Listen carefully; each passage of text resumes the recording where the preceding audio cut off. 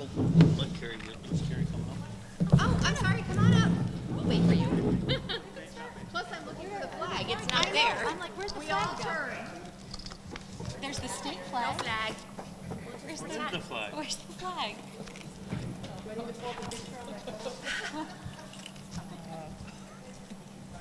Oh, got it? Okay, flag is coming. Yeah. I guess I should have pre-worked and looked for the flag. There we go. Thank you, Andrew. Andrew. All right. All righty. I Pledge allegiance to the flag of the United States of America and to the republic for which it stands, one nation, under God, indivisible, with liberty and justice for all.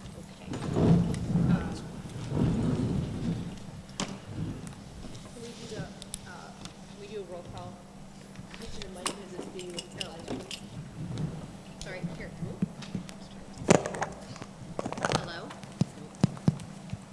Hello? Okay. Mrs. Eckert, Yes, here. Mr. Franco, Here. Mrs. Goebel, Here. Dr. O'Sherrick, Here. Mrs. Arnold. Yes. Okay. And Mr. Farr, Mr. Burke, and Dr. Coppola are not here. And Mrs. Benson. Okay. Okay, so we have, Chuck, are you picking up Paula? Yeah, they messed with the soundboard, so I'm readjusting it. Okay. I just want to make sure that when this gets posted, that the people can hear. That's all. okay. Okay, public comment. Holly, can you read the, I should have it memorized by now. Do I have to read the whole There'll thing? be 2 public comment periods for tonight's meeting, one before the meeting for agenda purposes, one after the meeting for any other comments or agenda purposes. Everybody gets a 4-minute time allotment. You have to be a staff, student, parent, taxpayer, or resident of the Tancanich School District to speak. And if you have an objection under the Sunshine Act, you come up to the podium, state your objection, and we will make a decision as to whether to act on that objection. Okay, with that, is there any public comment? Took longer to read the ground rules than to have the public Right. comment. All right, great. Discussion of state graduation requirements. So do you want to lead us through this, Mary Jean? Yeah, so I guess I'm going to give you, there were some things that the committee asked me to share with them. So I want to give you some information on our graduation requirements versus the state. Yep. So the Pennsylvania state graduation requirements, credit requirements is 24 credits. If they attend a 2-year CTE or CTC, then it's 23 credits. And if it's a 3-year, such as Elk Lake, Westside, then it would be 22 credits. So those are state graduation requirements. If you're looking, you're seeing 21 credits. That's for typically a private school. And they're a little bit more stringent. They don't allow as many electives. They do more of the core work when they're required like that. So if you look where it says course requirements, and that's really, these are the courses you need in order to fulfill the state standards. Okay. Algebra 1, and there's a keystone exam after that, geometry, U.S. history, U.S. government, world history, science 9, biology, which we have a keystone after that, English 9, English 10, and there's a keystone exam. And that's it. So that's the state, that's it for the state. Correct. Like 2 science, if I sum that up, it's 2 maths, 2 sciences, 3 histories, and 2 Englishes. That's the state requirement. Okay. Okay, and then here's what we have at Tunkhannock. We have 26 credits required. We have 4 English credits, 3 math credits, 3 science, 3 social studies, 1 health and phys ed, humanities electives, which you have to have 2 credits, and then electives, they have 10. That makes up their 26. So there's a lot of room for our kids to pick and choose and decide what they want to do. Now, the state requires those 4 Englishes, right? We can choose some of them, but they have to have 4 English credits. Okay. Okay. No, that's not. It's just you really have to fulfill the state standards, and that's really those- what the right, big thing correct. is. Yeah. So Like if you go back 2 slides where it said the 2 English. we have to cover the standards Right, in the which state. are- Now, I'm not to call her out, Mrs. Harvey is here. She is the chair of Ellen our, Harvey. she's the chair of our English Yeah. department, so she could answer very specific questions. But we have to cover the state standards, right? So there's standards for every grade level. We have to make sure that in our courses, all those standards are covered, right? That's why we say that there's 4 English credits, because we would have a very difficult time covering all those standards if we were saying that there was only 3 required Or courses. if there was only 2, like, I think one back said it was only 2 at the state. So the state would Right. basically say that Right, have if to you have go 2 back a Englishes, and slide- if you could cram all the stuff into 2, you could only do 2. I'm not saying we would do that, I'm just saying that that's so I could understand it. And so everybody else can understand it. Okay. So when we were looking even at elective for 12th grade, a way that you could, not an elective, but a different alternative instead of English 4, we had to make sure whatever course that was would fulfill the state standards. So it couldn't be like a theater, things like that wouldn't fulfill those state standards. Got it, yep, okay. Okay? And jump in, Ellen, anytime you would like. So here's what we have. We have English 1, grade 9, English 2, grade 10, English 3, grade 11. New for next year's 24-25, we are proposing that students in their senior year only could take either English 4 or speech and debate. They would choose between those 2. Now, if they chose to take speech and debate as an elective in grade 11, they would have to take English 4. Okay, they could take it as an elective in their junior year. Senior year only, it would be a core. Okay, and I have one other question on English then. Is there a reason, like, there's also creative writing, which I think is tiny, like it's a little one, but is there a reason that the writing ones, creative writing or Reading, writing, poetry listening, and or speaking. whatever don't But count creative as- writing, the issue with our creative writing course is it's only a half credit. Right, it's just the size of it, so It's that's correct. but it's not, well, I was just trying to make sure that the students had enough of a, Like, I would love an advanced comp or a creative writing full course, but we'd have to write a course. Yeah, and I would think like with a creative writing, you're not going to get that research as much as you would in a speech and debate. Right. And So Okay, that's- yeah, that's okay, So like, that's- that's why you'd have to make it like an advanced comp and a creative writing, because there's a lot more that would need to go into it. But if we tackled that and wrote the course, then we could add that as a full credit. Then we Gotcha. could, because then it would hit the standards that Gotcha. the state put out there, so then we'd be able to do it. As it's written right now as a half credit, it wouldn't Right. check the boxes we needed it to check. so, okay, so so the way I understand this then is, what you have listed is what gets us the whole state standards in the 4 years. Correct. Okay, that makes sense. That's correct. So then in math, we've required 3 credits. The only 2 courses are Algebra 1, which is the keystone in geometry, which fulfills our standards. And then the students could choose an elective. There's Algebra 2, there's Modern and Honors, there's math applications, there's pre-calculus, calculus, trigonometry, and prob stat. Okay? Yep. Science, the same thing. Science 9 and biology, that really fulfills our requirements for the keystone. And then they have one elective they have to choose, and we have a number of electives there for them to choose from. I mean, you know that as kids move up into like upperclassmen, they become juniors and seniors, like they might end up with 5 science credits depending on what their interest is moving forward. Like, so they might be, if they're looking to go into some type of medical field, they might be taking multiple lab sciences because the programming at the post-secondary level requires lab sciences. Or the same with Englishes. I'm sure we have kids that end up with many more than 4 English Yeah. credits because they love to write and Yep. they love literature.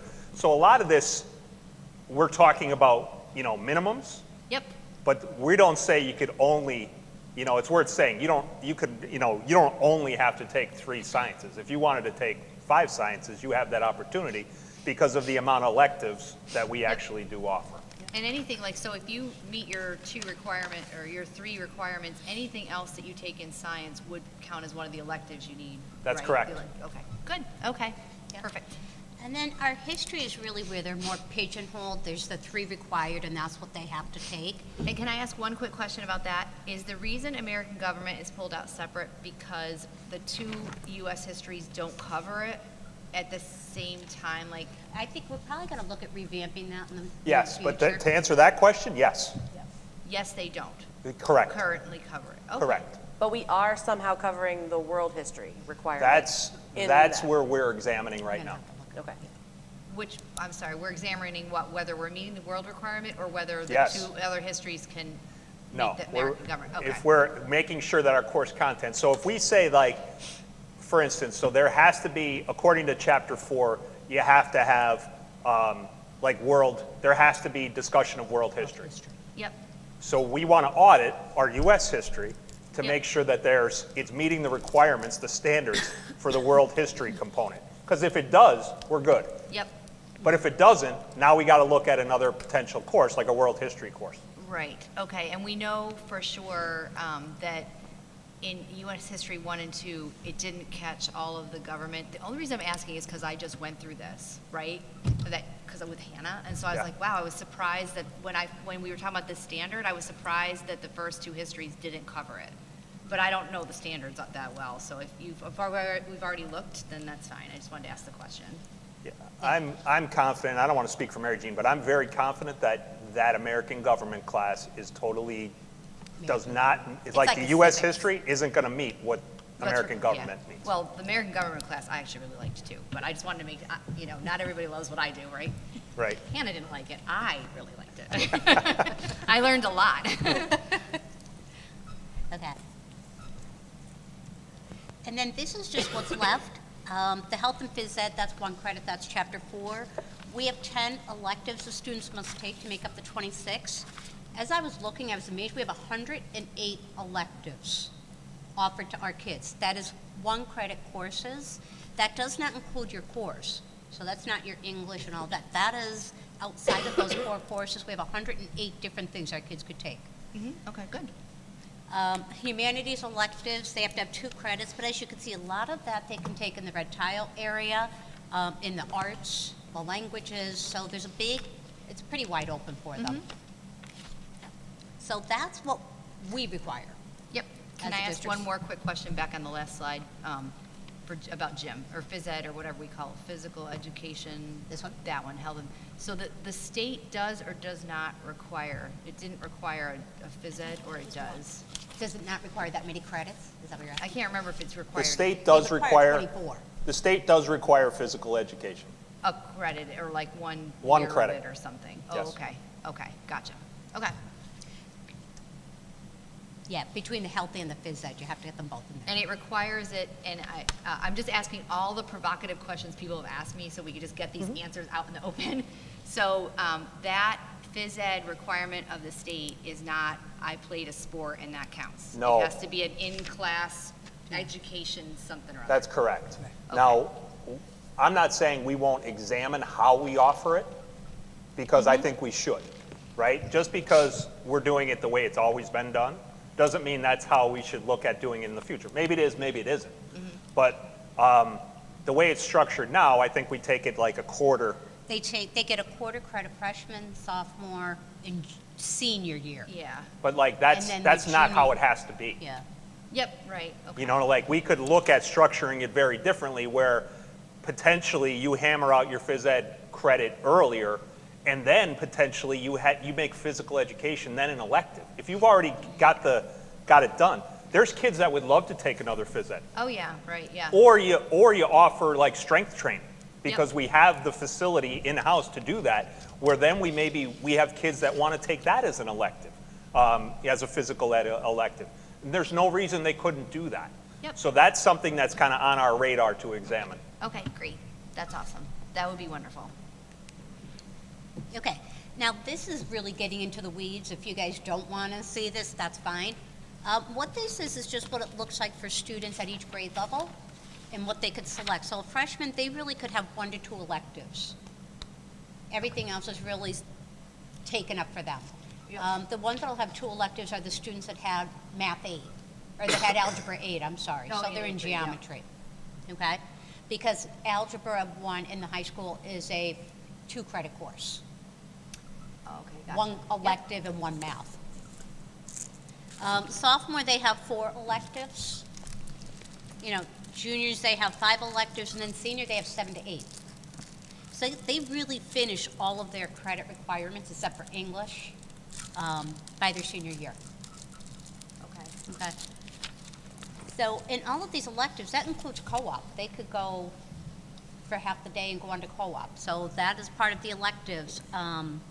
You know, they can do just about anything. In dual enrollment, they could do a lot. Yep. I'm so proud of our co-op program. Like, it exploded. I remember one of my first board meetings, we were talking about potentially having to discuss dropping co-op because I think we got down to single digits of students that were, 8 students that were taking it. I think right now we have close to 80, right, Mr. Winstead?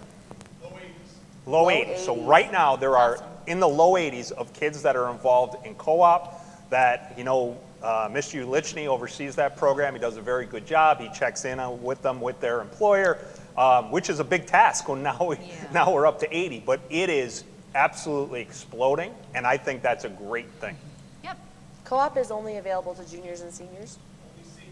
Only seniors. So that's half of the senior class. Yeah, I mean, it's a big, you know, Yes. those classes are bigger, but. I mean, I think that's, I mean, and they're embraced by our community. They were all able to like get jobs, and we helped some secure positions, but for the most part, kids went out and got the jobs. You know what, and I'm confident that some of them are gonna lead directly into permanent employment post-graduation. Yep, that's awesome. Great. Okay, good. Okay, so the course catalog, the changes, there's very few changes. This is the one that's up for vote by the board this evening. So this is the 24-25 course catalog. The one big change is now there's that choice between English 4 or speech and debate. AP courses, requirement for all students taking AP courses to take the exam. The district will pay for the exam.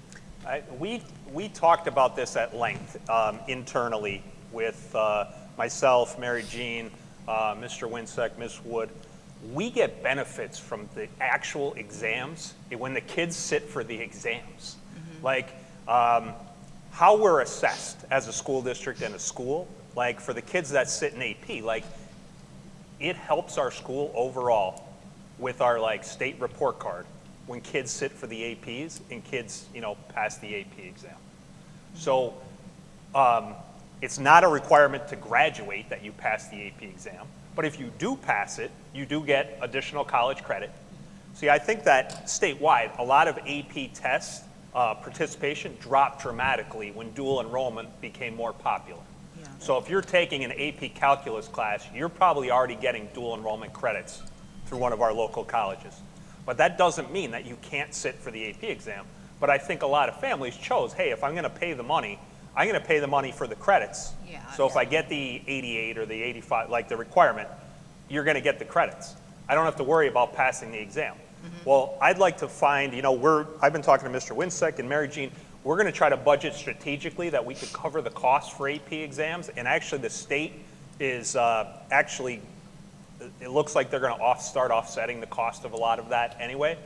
But if I could budget for that, I would like to say, hey, if you take an AP class, you're going to sit for the exam. And it does pay benefits for us. Can you remind me, so what do we have AP, Calc, English, How many do we have, history, and, Matt? yeah, how many? I want to say we have like 10. And then is there a risk to the student? I would think not. If you pay for dual enrollment, you're going to get the credit. So even if you got a 2 on the exam, there's you no still risk to the wouldn't. student. Okay, yeah, that's. Advantages sometimes colleges, if like you're coming with Keystone credit, they'll say we don't honor Keystone. But if you get a 4 on AP, they'll say. Yeah.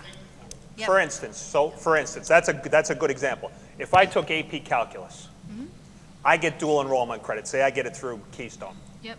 I get dual enrollment credit for that. I want to go into computer science, right? I go to college.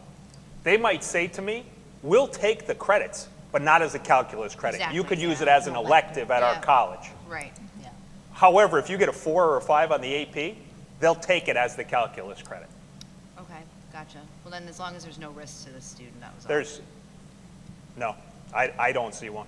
The And it- exam happens during school hours, right? Correct. Yeah. Okay, the other, when you, this dual enrollment thing, I did have one other question. The students that are taking, like, if they take speech and debate dual enrolled, that still would count as their English, their 4th English, right? Say that again? the speech and Yes. debate is a dual enrollment Yes. class. Yes. And so I just want to make sure that if they Yeah, so take they it as would a be dual like an enrollment, it would still honors count as their fourth Oh, English yeah. if that's what they want to Yeah. do. Okay. Yeah. Sorry? If they're senior. Yeah, if they're a senior, yeah, right, exactly. So both are, yeah. Yep, Both our honors and our AP courses are both dual enrollment. yep, okay, got it. I So understand. we went and we made sure, right? So in doing this, we put a ton of time into this. That like, so we ran our numbers of how many kids. So we're saying you could take it in place of English 4. Yep. Right? So as a senior, you could take that. So we went back and Matt looked to see how many kids right now are taking speech and debate as juniors, but also have English 3.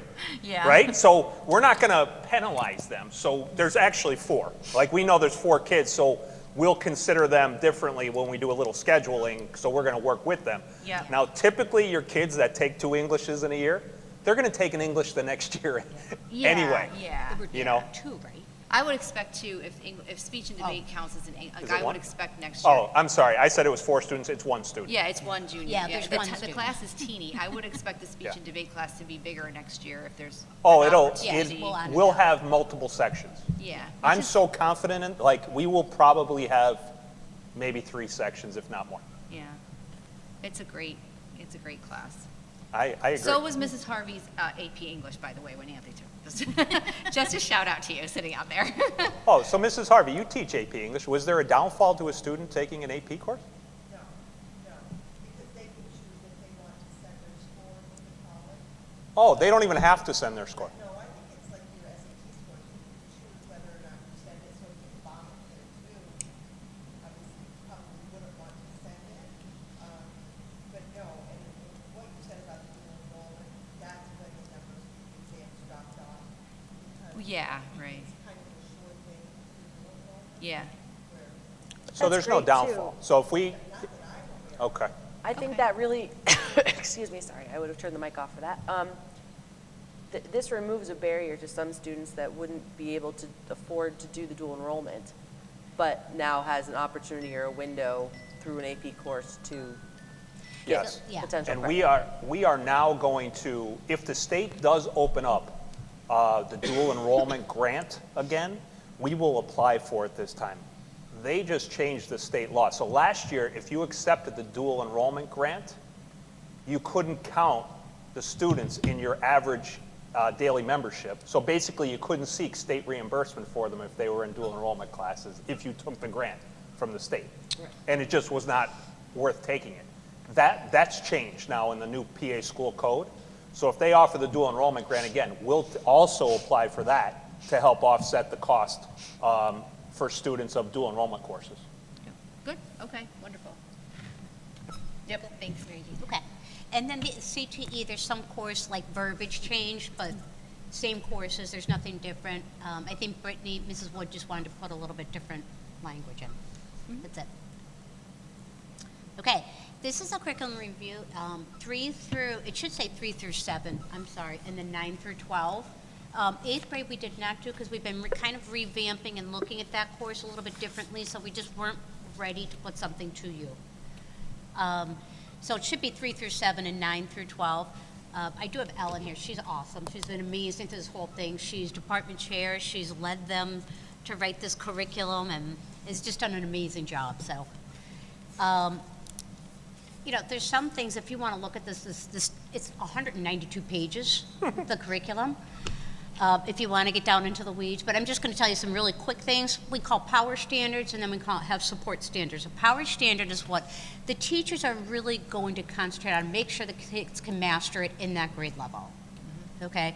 Then the support standard, that could be something that you're either reviewing just because you're spiraling back on it, or it's just something you're going to expose the kids to because they're going to need it later, all right? So that's you'll see that's a little bit different in our curriculum. And I asked them, because it's 192 pages, just to do a summary of the units. So this is what the summary is. So you'll see 3rd grade, the grade levels on the left, what unit they're doing, the topic, and then we call it the essential question. So that's really what they're trying to learn, what they're trying to answer. So that's in the presentation for you. if you don't want to look at all 192 pages. And then there's your 5 and 6. Are we going to post that online as a draft? I was going to post it after this meeting, if the committee felt comfortable with it. I'll post the presentation plus the curriculum. Yep. There's your 7th grade. And you're going to see the units, there's like 5 units. They're typically a month, if not more. So that's why they're so lengthy. That's why there's so few. 9th grade, 10th grade, and I'm just going to go through these real quick. 11 and 12. A big thing the book lists is an appendix in the curriculum. So all the books are in there. We've reviewed the books. The ones that are on there are either exemplars from the state or they're classics. Mrs. Harvey was fantastic, and we have kids that do want to read different things, and we want to give them choice if they want it. So she came up with, if a student chooses a book for independent reading or for choice, and they're going to be given credit for it or anything in grades 9 through 12, they will choose the book. They will have a form to fill out with their name, the book name, and the parent's signature, and they need to bring it back. So the parents are aware of what book they have chosen.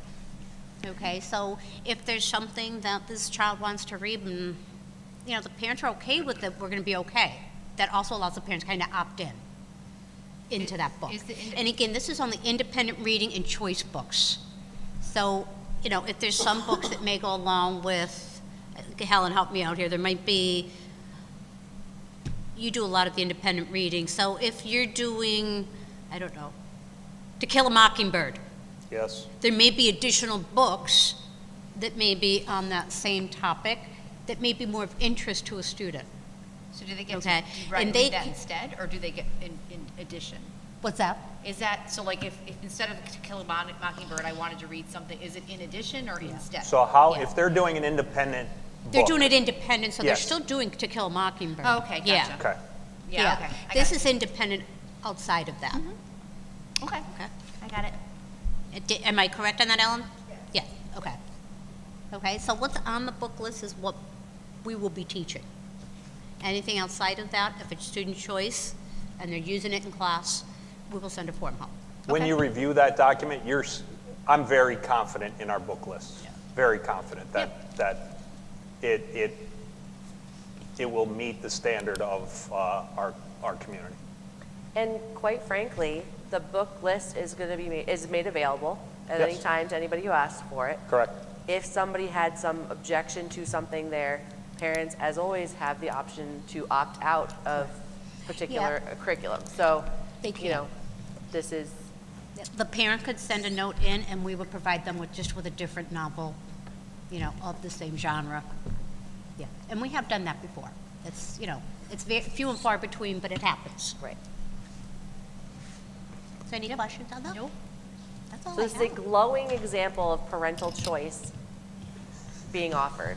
Yeah. All they have to do is participate. Right.